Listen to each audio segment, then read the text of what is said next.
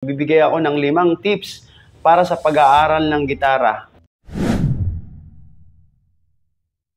Yo, what's up mga kois? Magandang araw po sa inyong lahat. So for today's video ay mag-share ako ng 5 tips para sa pag-aaral ng gitara. So disclaimer lang, para lang ito sa mga beginners, sa mga gustong matutong mag-gitara. So ayun na nga, hindi na tayo magpapaligoy-ligoy pa.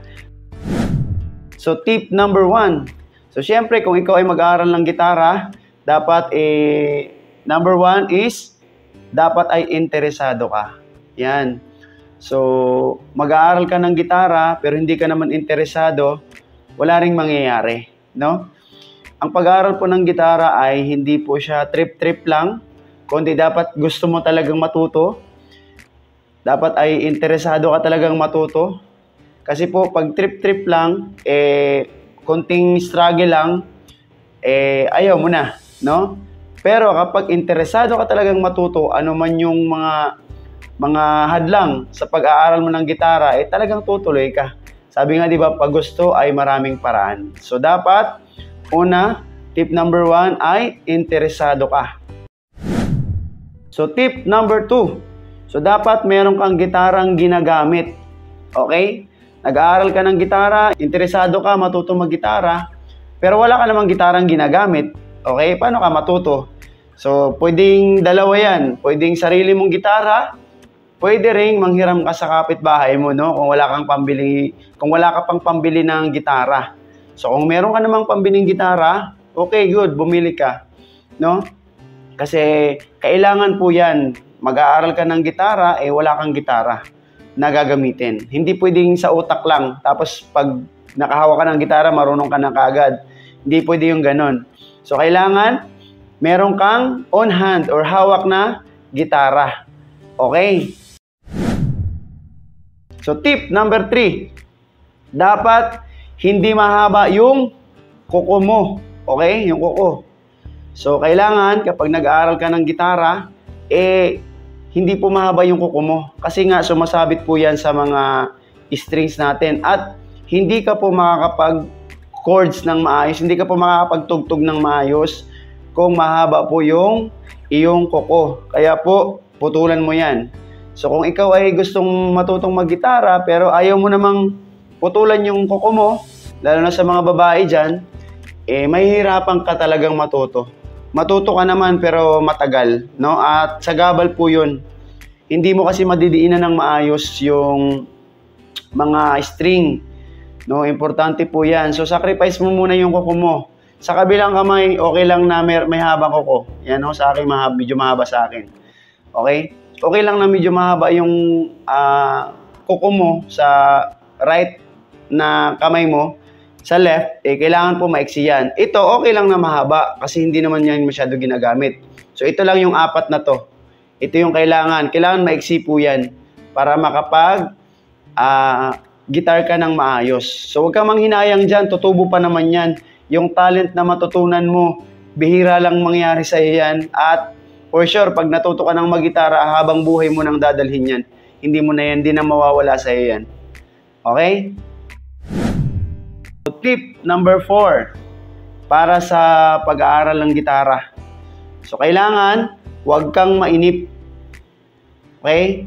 So, kapag mag-aaral ka ng gitara, kapatid, huwag kang maiinip. Kasi marami akong kilala na nag-aaral ng gitara, sobrang mainipin. No? Kakaaral pa lang, naiinip na kaagad, gusto na agad maging professional. Huwag kang mainip. No? So, bawal mainipin. Kasi ang lahat ng bagay ay may process po yan. Unti-unting aakyat. Hindi pwedeng pag-start mo pa lang, professional ka na kaagad. No? Hindi pwede, walang ganon. Lahat po ay may process. Okay? So, yan po yung tip natin number 4. Huwag kang mainip. Relax ka lang, unti-unti. Kasi, may mga dapat ka pang i-memorize. May mga dapat kang ilagay sa utak mo about sa gitara. Hindi yung pagkahawak mo, di ba? Porket alam mo na kaagad, may isa ka nang alam na chords, yun na yun. Hindi pa, marami pa. So, huwag kang maiinip. Okay? So, yan. And last, tip number 5. Okay? Ito yung pinaka-importante. Tip number 5 natin. Alamin mo ang 3 bagay na ito. So, kailangan alam mo itong tatlong bagay na ito. Ito yung fundamental or foundation sa mga gitarista. Lahat ng gitarista ay alam ito. So, ikaw, kung mag-aaral ka pa lang, kailangan alam mo na kaagad to. Huwag mo nang patagalin pa. Huwag ka agad dire-diretso na chords ka na kaagad. Kailangan may aalamin ka pa itong tatlong bagay na ito. Aalamin mo to. Okay? Una, number ng fingers natin. Okay? Kasi yung pagigitara, meron pong numbering yan. So, hindi nakasama to. Number 1, number 2, number 3, and number 4. Ulitin ko. Ito yung number 1, number 2, number 3, number 4. Kasi sa pagtuturo natin ng gitara, meron tayong tinatawag na finger number 1, finger number 2, finger number 3, and finger number 4. So pag sinabing ang finger number 4 ay ilagay sa ganito, so alam mo na kung ano yung number 4. Ito. Okay? Ang finger number 3 ay ilalagay mo sa gantong string or fret. Ito yung number 3. So kailangan memorize mo yan. Napakadaling i-memorize. Kaso pag nagbibilang kasi tayo pag ganun 1, 2, 3. So pabaliktarin mo lang. 1, 2, 3, 4. Okay, ito yung number 4. And, pangalawa, sa tatlong bagay na dapat mong alamin is yung mga frets. No, yung mga fret sa gitara. Okay, so ano ba yung fret? Nakikita mo ba yung mga bakal na to, mga metal na yan? Ang tawag po dyan ay fret. Okay? So, kailangan alam mo yan. Kailangan ma-memorize mo yan. No, merong 24 fret, merong 22 fret. So, bilangin natin. 1, 2, 3, 4, 5, 6, 7, 8, 9, 10, 11, 12. Okay? So, ang iba ay tuldok. Mayroong dalawang tuldok dito. Yung iba ng mga gitara ay mga tuldok. Ito po ay parang bar siya. Kasi nga electric guitar po yung hawak natin ngayon. Pero yung iba dito ay dalawa. So, kapag mayroong dalawang tuldok, is number 12 fret na po yan. And then, dire-diretso lang yan. Okay? 12, 13, 14, 15, hanggang 22 or 24 fret. So, kailangan alam mo yan. No? Alam mo yung bilang. 1, 2, 3, 4, 5, 6, 7, 8, 9, 10, 11, 12. 12 fret. Hanggang 24. And or 22. So, yan. Una, number of fingers. Pangalawa, yung number of fret. And then, pangatlo is yung string.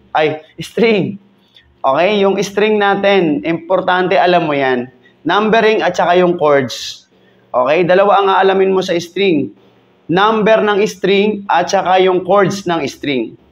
Okay? So, yung nasa pinakababa, ito po ay E string. Okay? Number 1. Okay, number 1 and E string. Ito siya, pinakababa. Okay, number 2, B string. Third string is G. Pangatlong string is G. Pang-apat na string ay D.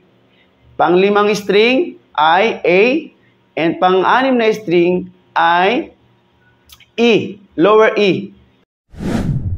Okay, so yan lang po yung tips ngayon at 5 tips para sa pag-aaral ng gitara. Hopefully ay meron kang natutunan ngayon. So sa next video natin ay mag-proceed na tayo sa pagtuturo ng gitara sa first chords na iyong matutunan. So excited ako para sa iyo. I-follow mo lang ako, i-subscribe mo ang ating channel para sa second step na pagtuturo natin sa iyong gitara. Okay? So comment ka lang sa baba. Thank you for watching. Bye-bye.